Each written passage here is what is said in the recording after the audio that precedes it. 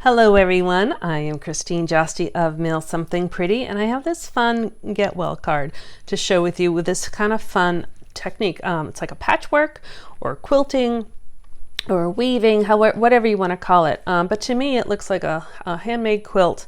And when someone's not feeling well and you want to send them, kind of a hug in the mail, I thought this would be fun because nothing's more comforting than sitting under a handmade quilt. So I'm going to show you how to do the weaving, and hopefully not an easier way, but it looks intimidating, but it's not, and that's what I want to show you. I have 3 different versions here, and so I use 2 different patterns, and to me, I used to quilt a long time ago. It looks like calico fabric with the different patterns, and so this one I use like a gingham, and then this one I was trying, this is from that Be Mine paper, and to me that looked like stitching even though it was from the bee flying around, and so I tried that as well. So you can do different patterns of paper, so I just wanted to show you that. But I'm actually going to make this one. This one is almost the same, I just used a different background. I used Blackberry Bliss, and this one I used Berry Burst, but I like this one, it kind of stands out a little bit more. So I have a bunch of Get Well cards to share. Or to send rather. All right, so I just have my base is just Night of Navy, and that's a standard card size. And on this one, I used, hopefully you can see, I used that cane, I think it's called Cane Weave embossing folder. And then, this, I'll just show you this one. I left it plain, and so they both look nice. So you can emboss the back, or you can leave it plain. Just wanted to show you different options. All right, so I have my measurements here. You can see them. My back panel, which I have is that Blackberry Bliss, is 3.5 by 4 3/4, and then my strips are all 3/4 inch wide. And then let's see, the flowered paper, which is from Delightfully Eclectic, I think that's what it's called. I use 4 strips, and they're each 3 by, well, I did 3 by, well, hold on, let me show you what I did instead of explaining it. I'll show you.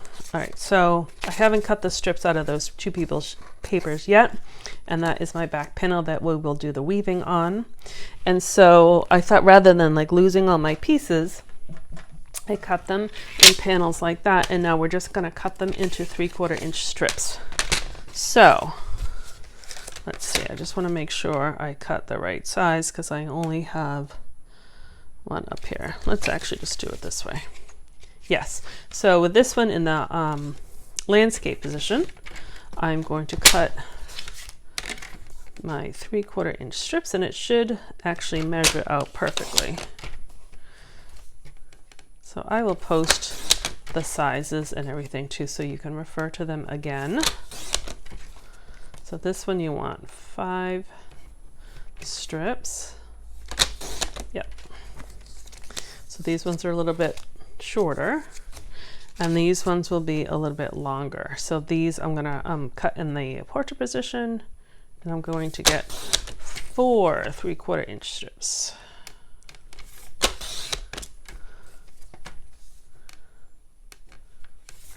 There we go. I just didn't want to lose all my pieces, so I just did it that way. All right, so we're going to take that panel, and again, that's 3.5 by 4 3/4, and we are going to use this as reference. We are going to start. I'm going to take the longer piece, so whatever pattern papers yours are, take the longer piece, and I'm actually going to put just a dot. You'll see, just a dot of glue, and I'm going to actually glue that down like that. And then I'm going to take this piece, and I'm going to do the same thing, just a dot, and this is going to go this way, and it's going to,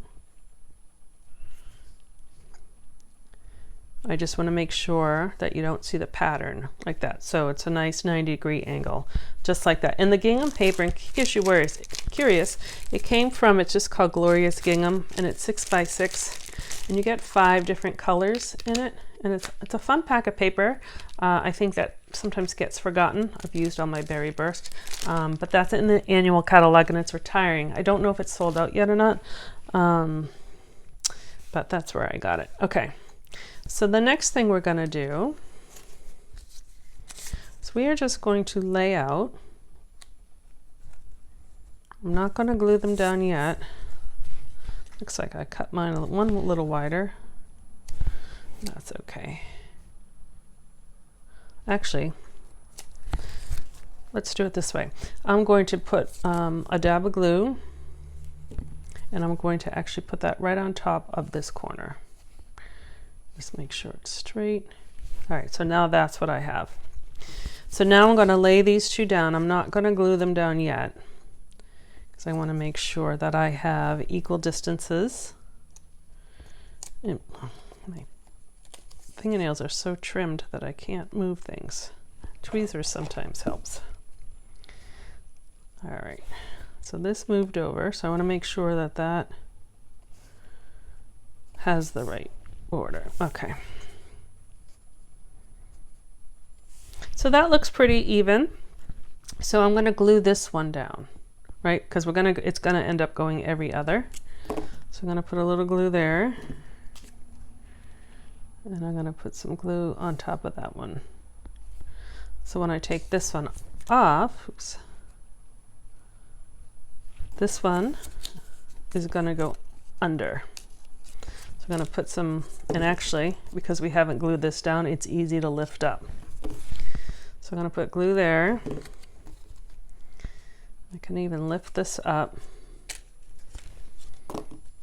put it under, and then just make sure it's level and it's fairly even. It doesn't have to be perfect, but okay. So I'm going to press those down like that, and then we're going to kind of do the same thing. So I'm going to glue this one down here.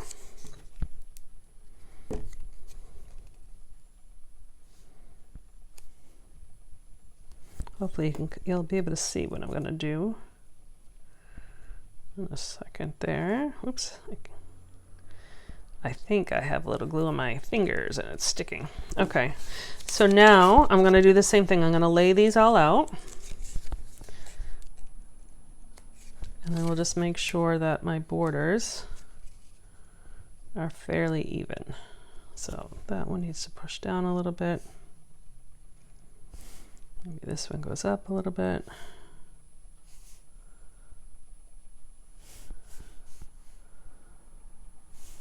All right, that looks pretty good. So these borders are wider in between than the ones that way, and that's just how it worked with my design.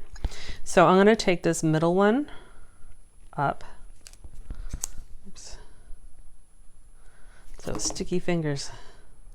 And I'm going to glue this one down. So I just put a little dot of glue and put that one down. Let's see if I can get it off my fingers. So these two are going to go underneath. So now I can move those aside, right? So I can lift that up. So I'm going to put a dab of glue. I can lift this whole thing up. Actually, no, I only want to lift up that one. This is going to go under.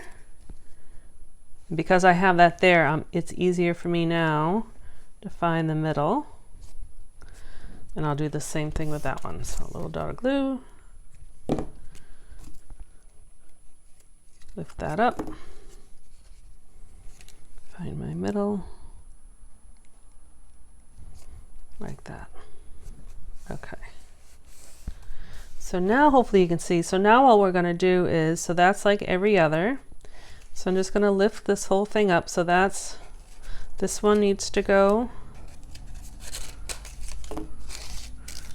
Now you're going to weave. Oops, that's not right. This one needs to go under this one. Under and over.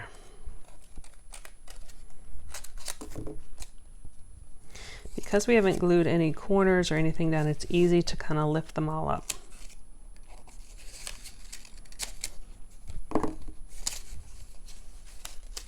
So what you need to remember is just under, over, under, over, under, over. So that we're at that, and then this last one.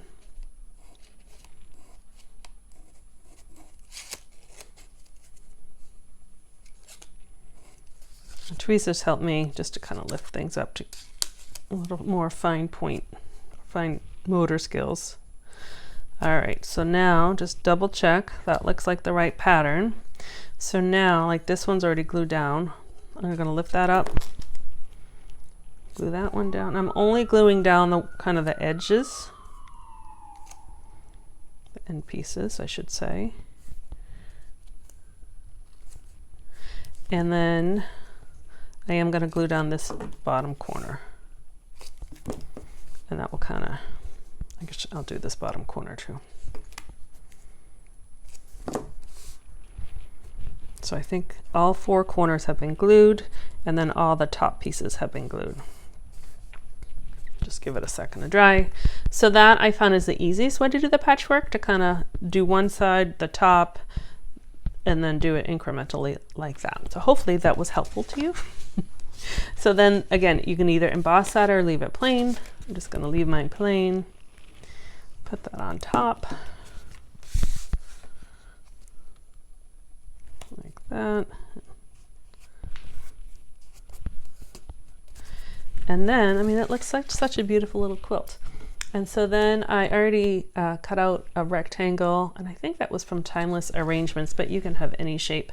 This particular sentiment, the Sending You Healing Vibes, is one I like a lot, and it's from a stamp set from a couple of years ago. It's not available anymore, so you can use whatever stamp. I'm sure you can find something, or you can handwrite something. And then I'm going to pop this up. And I used, if you're curious on the ink color, it was Berry Burst, because that's the color of the gingham. And I'm just going to put that right there. This one, I actually popped up the panel, and then I popped up that as well. So you can assemble yours however you want.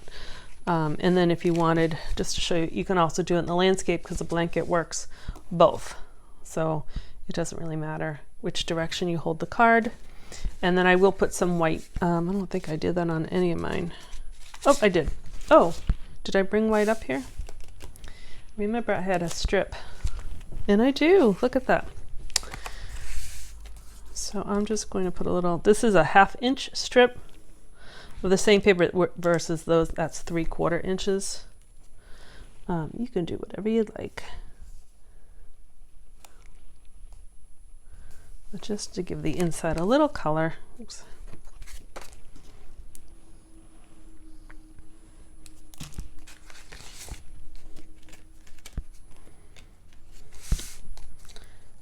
Because this navy blue is too dark to write on, unless you had a white pen.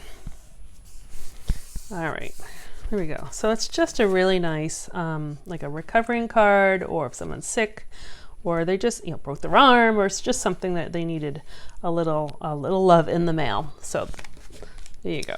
So that was my measurements for my strips there. But again, I'll post it on my blog and see it a little bit better. But I'll give you, that's the 3 versions again of the card.